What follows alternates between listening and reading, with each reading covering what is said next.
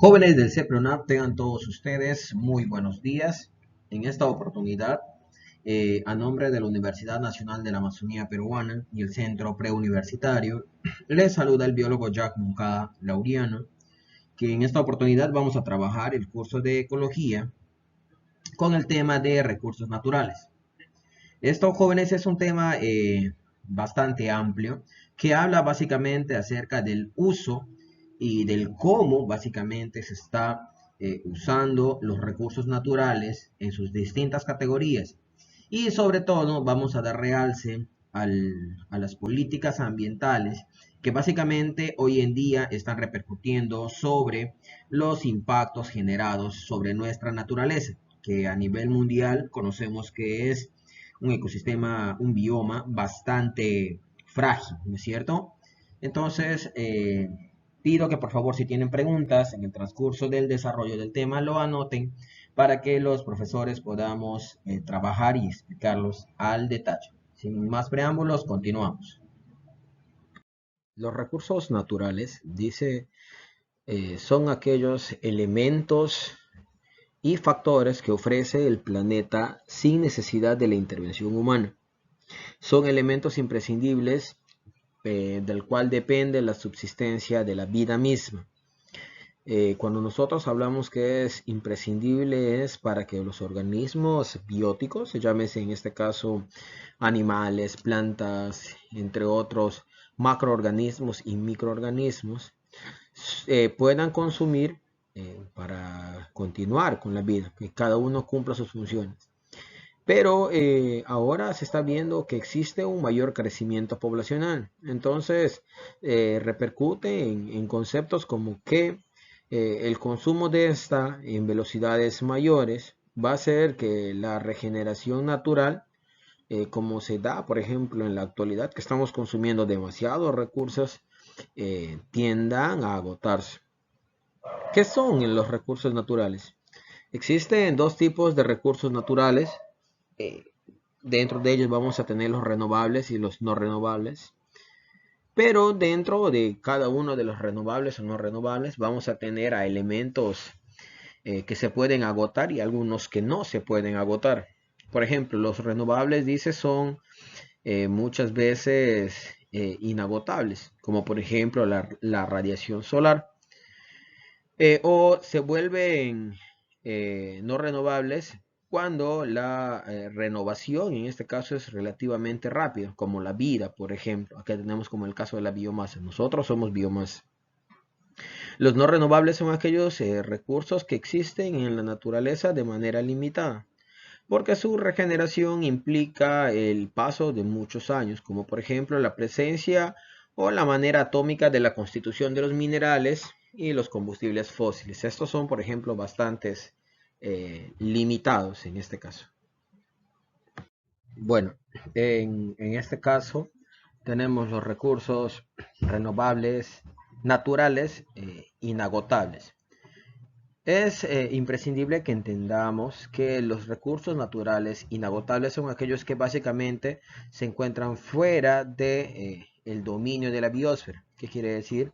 Que estos recursos inagotables, dice, incluye principalmente los procesos y fenómenos externos de nuestro planeta, como por ejemplo los recursos de origen cósmico.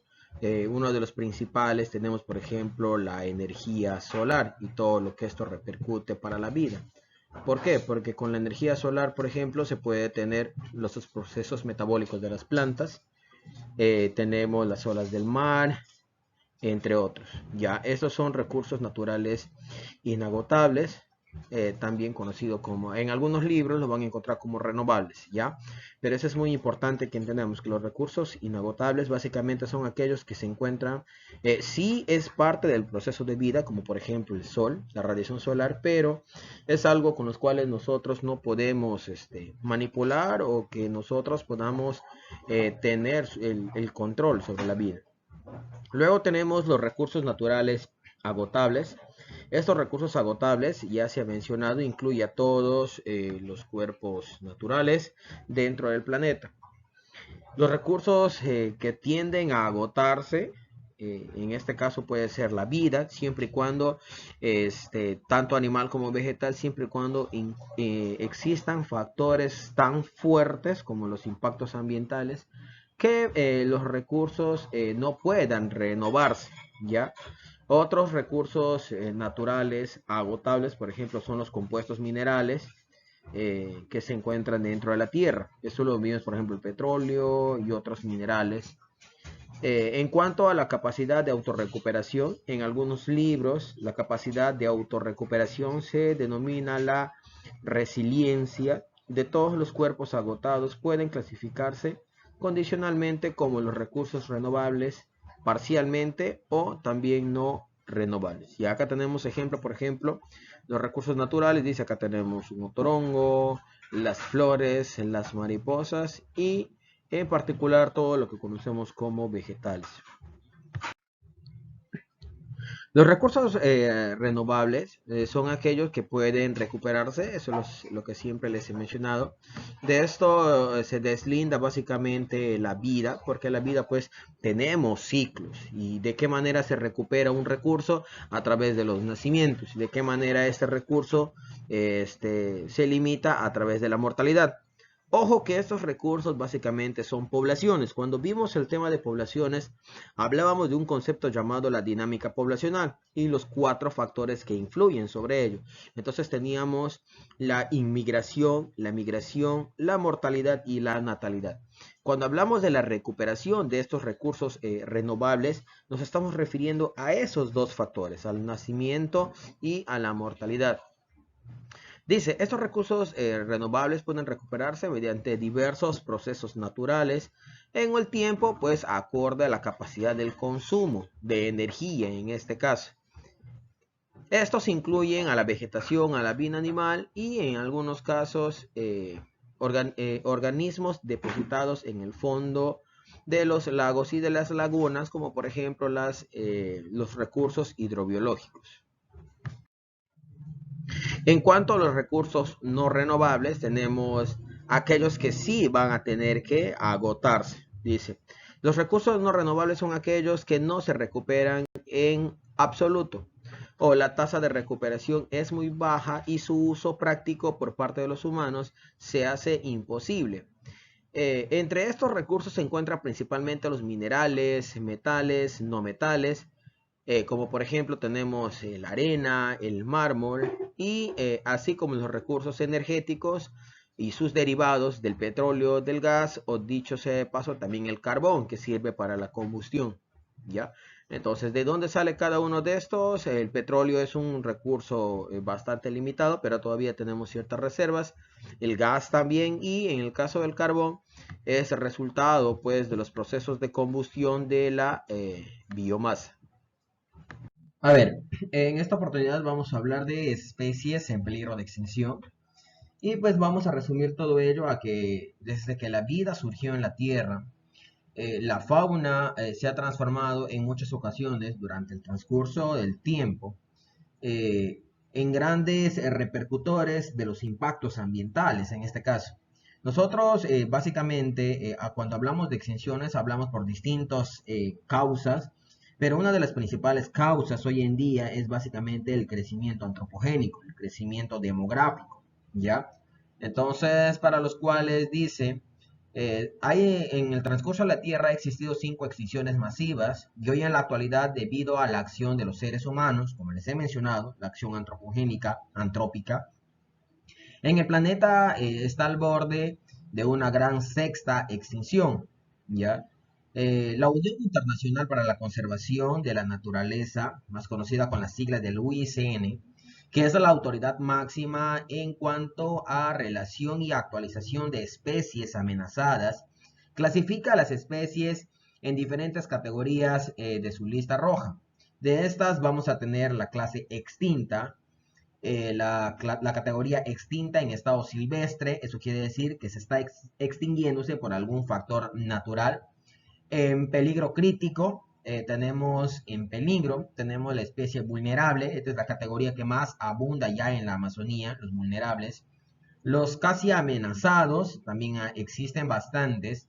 los de preocupación menor, los que se tienen datos insuficientes y aquellos que no todavía se encuentran evaluados.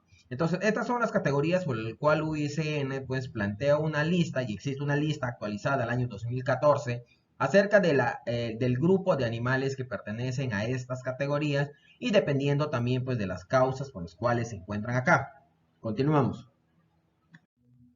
Así como particularmente existe una serie de animales que se encuentran en peligro de extinción a nivel de los demás trópicos existentes en nuestra biosfera, en nuestro planeta, en el Perú también existe una gran lista de especies ya en peligro de extinción y también en vulnerables, como les mencioné, ¿ya? Dentro de los cuales pues tenemos a varias especies que muchas veces es reconocido como exótica. ¿Qué quiere decir que es exótica? Que pertenece, que solamente puede vivir en un lugar específico, ¿ya? Pero a pesar de ello también somos tan inconscientes como población que estamos causando deterioro en cuanto a los recursos naturales que permiten que dicha especie viva en un determinado lugar. Continuamos. Cuando nosotros hablamos de los recursos renovables, siempre estamos hablando de la importancia que tiene un recurso. Entonces, existe en la actualidad una serie de listas internacionales que plantean como la UICN y los apéndices sobre el grado de importancia que tiene un recurso, ¿ya?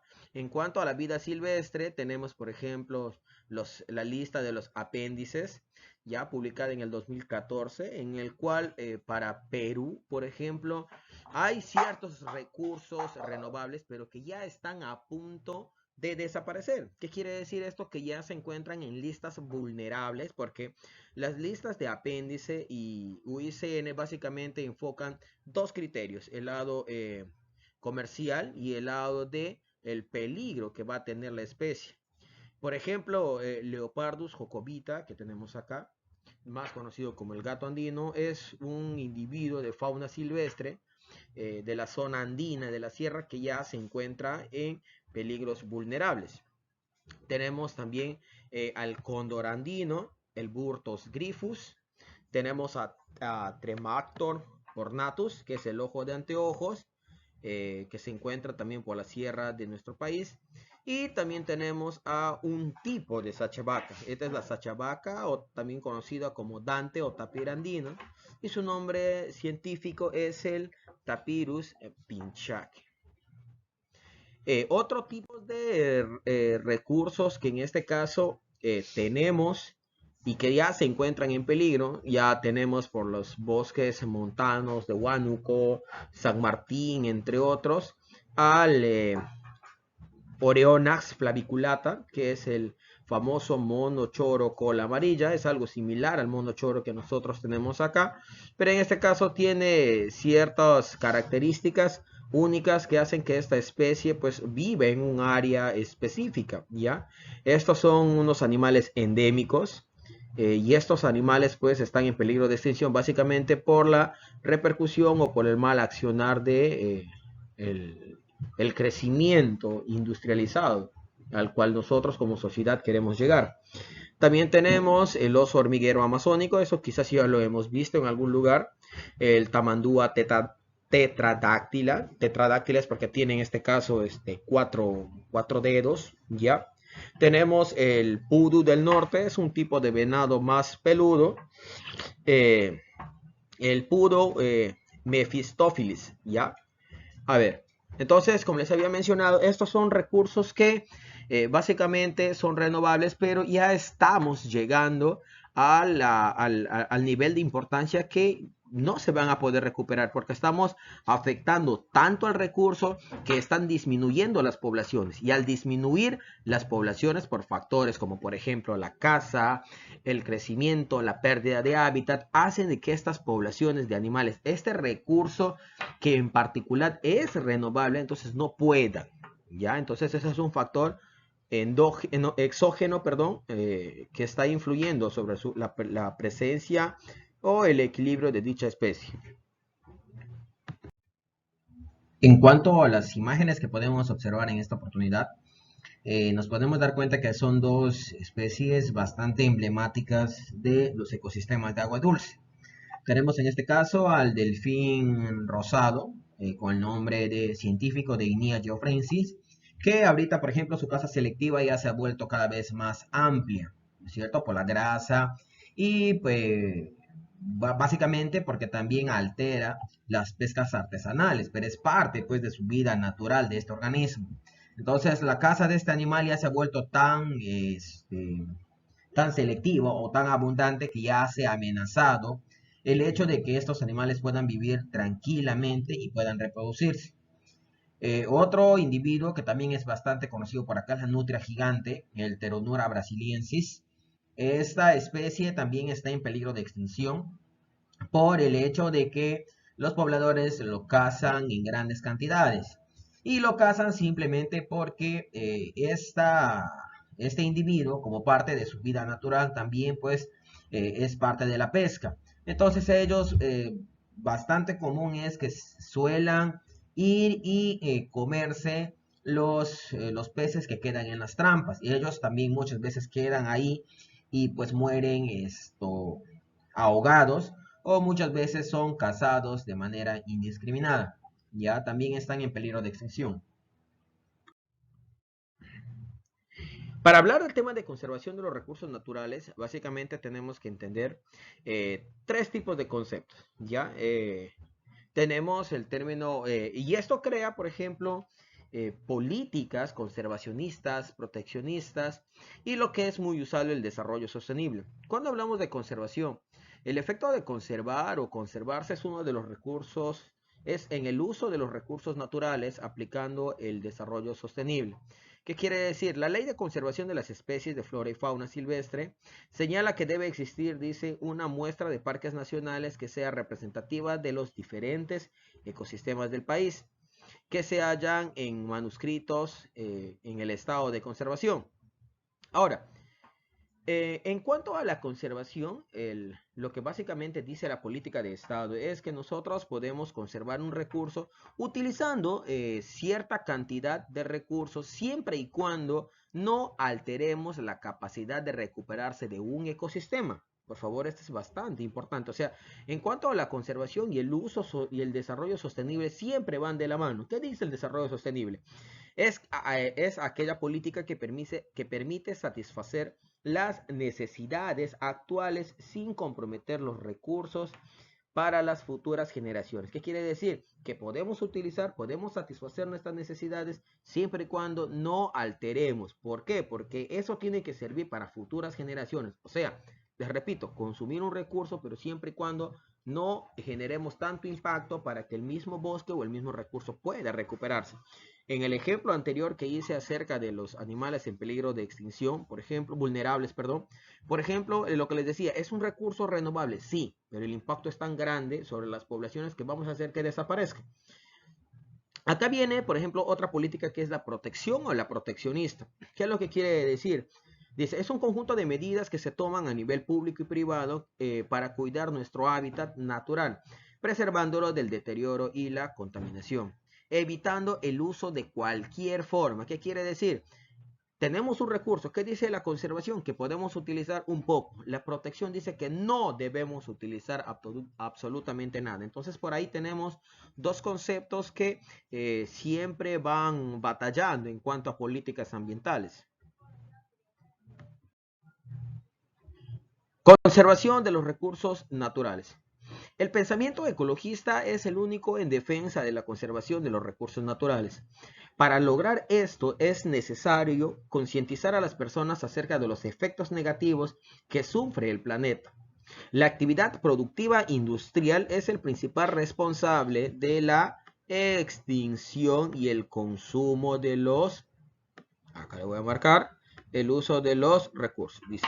Pero sin embargo, la toma de conciencia debe generalizarse y ser una cuestión importante en la vida de todas las personas. Todos podemos ayudar día a día, haciendo el uso racional de los recursos, ahorrando agua, separando los residuos, usando medios de transporte que no contaminen. Esto, por ejemplo, va de la mano con el desarrollo sostenible, porque acá, como les mencioné, la conservación sí se puede utilizar el recurso, pero siempre y cuando no afectemos la capacidad de recuperarse. Acá tenemos, por ejemplo, factores ambientales, tenemos una laguna que se encuentra en equilibrio y acá tenemos, por ejemplo, el aprovechamiento de los recursos agotables, en este caso, como por ejemplo el petróleo. Para ello, en este caso, existen lo que nosotros conocemos como áreas naturales protegidas. ¿Cuál es la finalidad de tener un área natural protegida? Como habíamos visto, un concepto anterior que dice que según las políticas de Estado, debe de haber cierta cantidad de un tipo de ecosistema que sea conservado. Por eso es que tenemos las áreas naturales protegidas.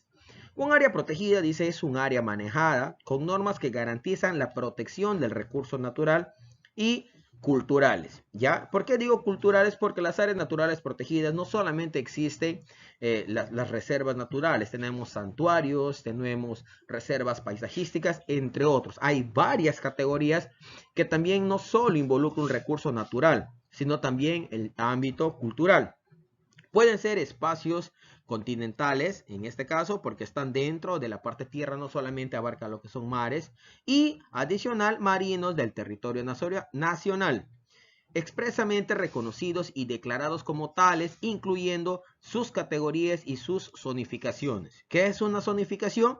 Es un proceso en el cual a una zona determinada se le da ciertas características y de esas ciertas características se ve el uso de cada una de ellas, ¿ya? ¿Con qué finalidad? Dice acá, ¿con qué finalidad de conservar la diversidad biológica y demás valores asociados del interés cultural, paisajístico, científico, así como por su contribución, y eso es muy importante, al desarrollo sostenible? No se olviden, el desarrollo sostenible podemos utilizar nuestros recursos, pero hasta cierto grado. Según la Unión Mundial para la Naturaleza, el UICN, creo que les mencioné la lista del UICN, las áreas protegidas es una superficie de tierra o mar especialmente consagrada para la protección y el mantenimiento de la diversidad biológica, así como de los recursos naturales a través de los medios jurídicos y medios eficaces. ¿Por qué habla de los medios jurídicos? Porque la protección de las áreas naturales protegidas está bajo normativa del Estado. Entonces, alterar o ir en contra del mantenimiento o la conservación de esta área natural protegida puede llegar a tener procesos penales. ¿Ya? El Convenio sobre la Diversidad Biológica define, dice, un área natural protegida como un área geográficamente definida que está designada o regulada y gestionada para lograr objetivos específicos de la conservación. Y ojo, cuando hablo de la conservación, no solamente le decía utilizar los recursos, sino también apoyar a que estos recursos no desaparezcan, utilizando los valores agregados. Acá tenemos tipos de valores agregados, la utilización de ciertos productos. Tenemos animales, quienes en este caso los grupos de manejo siempre están recuperando. ¿Por qué? Porque necesitamos conservar los ecosistemas. En el Perú, las áreas naturales. En el Perú, las áreas protegidas se agrupan bajo la denominación de áreas naturales protegidas por el Estado, con las siglas ANP. Las áreas protegidas del Perú pueden clasificarse de acuerdo a la administración que ellas vayan a tener. Por ejemplo, según la política gubernamental, vamos a tener aquellas que van a pertenecer al Sistema Nacional de Áreas Naturales Protegidas por el Estado, que son administradas en este caso por el Gobierno Nacional, por la institución llamada el SINAMPE. Ya hace unos años era CERNAM. Ahora tenemos el SINAMPE. Tenemos las áreas de conservación regional, que son las que se encuentran bajo la administración de los gobiernos regionales, y las áreas de conservación privada. ¿Por qué dice que son privadas? Porque son segmentos pequeños, de por lo menos 30 hectáreas, dice, las cuales son administradas por los dueños, como por ejemplo fundos, fincas que vayan a tener interés para la conservación. El Sistema Nacional de Áreas Naturales Protegidas por el Estado, SINAMPE, es un conjunto de áreas naturales bajo la administración directa del gobierno central y se encuentra bajo la jurisdicción del Servicio Nacional de Áreas Naturales Protegidas por el Estado. Estas se encuentran categorizadas según el uso. Tenemos las áreas de uso directo y tenemos las áreas de usos indirectos. Ya nos vamos a dar cuenta por qué. Por ejemplo, las áreas de uso indirecto, son aquellas de protección intangible. ¿Qué quiere decir? Que no se pueden tocar absolutamente para nada, ¿ya? Sin ningún tipo de modificación al ambiente natural. Estas áreas solo se permiten la investigación científica, más no la manipulación ni las actividades turísticas, recreativas y educativas, bajo condicionamiento reguladas en documentos técnicos. Estas pueden ser, por ejemplo, los parques nacionales, tenemos los santuarios nacionales, tenemos los santuarios históricos. Acá, por ejemplo, tenemos uno de los más grandes santuarios y maravilla del mundo, tenemos Machu Picchu. No es un área natural, una reserva natural porque no tiene, en este caso, recursos de vida silvestre, los cuales tengan que aprovecharse. Tenemos el bosque de piedras de Wayllay, este es el bosque de piedras de Wayllay. También tenemos lo que mencioné, las áreas de uso directo. Las áreas de uso directo son aquellas que permiten, en este caso, el aprovechamiento de los recursos naturales, prioritariamente por las poblaciones locales. ¿Qué quiere decir? Que estas áreas sí tienen áreas de aprovechamiento, pero no para cualquier persona. No estamos hablando que, por ejemplo, yo vivo en Loreto y puedo aprovechar los recursos de la Reserva Nacional Pacaya-Samiria. No, sino lo aprovechan las poblaciones locales. ¿Por qué? Porque estas poblaciones locales cumplen un rol fundamental dentro de la reserva. Ellos se convierten en grupos de manejo y ayudan a combatir in situ, o sea, dentro de las áreas, a lo que son los que se dedican a la tala indiscriminada, a la caza selectiva, por ejemplo, de ciertos animales. ¿Cuáles son estas áreas? Tenemos las reservas nacionales. Acá estaba escrito, tenemos las reservas nacionales. Acá tenemos dos reservas nacionales. En Loreto tenemos la Reserva Nacional de Pacaya-Samiria y la Reserva Nacional de Alpahuayo-Millán. Tenemos reservas paisajísticas, cotos de caza. Tenemos las reservas comunales y los refugios de vida silvestre. Acá, por ejemplo, tenemos el desierto de Paracas, ¿ya? Acá tenemos otro tipo de área natural protegida, las cuales sí tienen recursos de vida silvestre. Áreas naturales protegidas por el Estado dentro de Loreto. Nosotros en Loreto tenemos, por ejemplo, parques nacionales, tenemos reservas nacionales, tenemos reservas comunales, tenemos zonas reservadas y tenemos áreas de conservación privada. En cuanto a los parques nacionales, tenemos Cordillera Azul, que se encuentra entre San Martín, entre Loreto y Ucayali, y también tenemos en Huánuco, en la parte más alta de Loreto.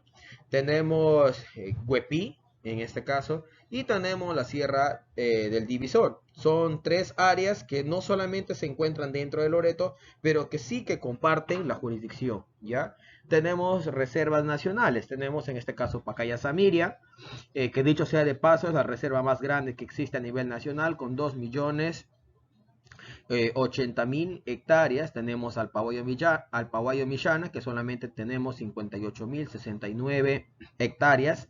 Tenemos la Reserva Nacional de Matsés y también tenemos la Reserva Nacional de Pucacuro. En reservas comunales tenemos el Airopay y en este caso el Huemequi.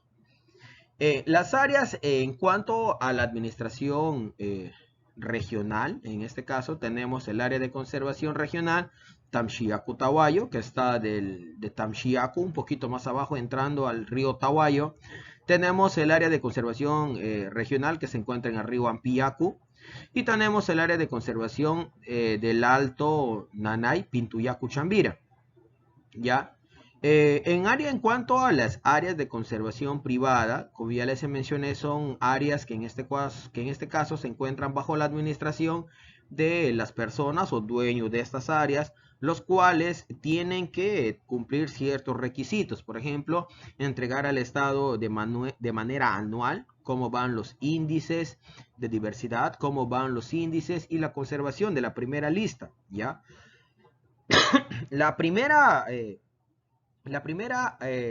área privada, la primera área de conservación privada en Loreto es selva botánica. En este caso tenemos selva botánica como la primera área de conservación privada.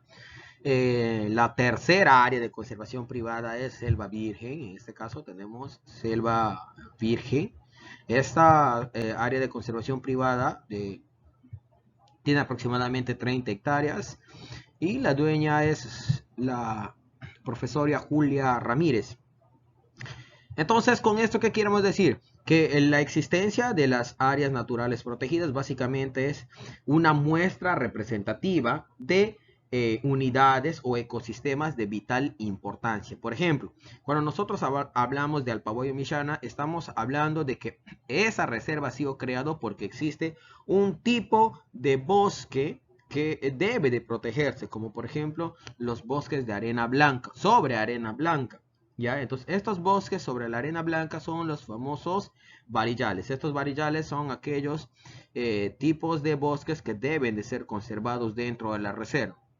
¿Ya? Eso es importante.